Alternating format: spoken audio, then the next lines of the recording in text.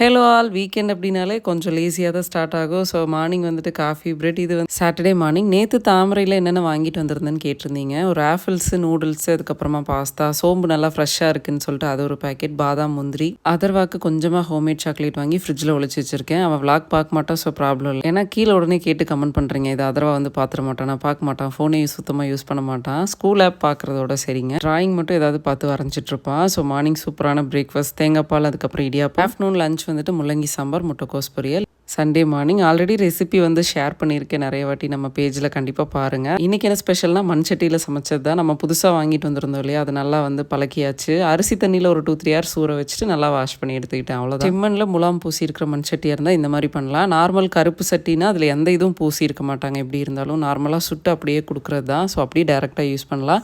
Trend with AI இதில் மொத்தம் 3 big share பண்ணியிருப்பேன். எனக்கு அதில் லாஸ்ட்டாக வர பிளாக் ரொம்ப பிடிச்சிருந்தது. பிளாக் பிடிச்சா ஃபாலோ பண்ணிக்கோங்க. தேங்க்ஸ் ஃபார் வாட்சிங்.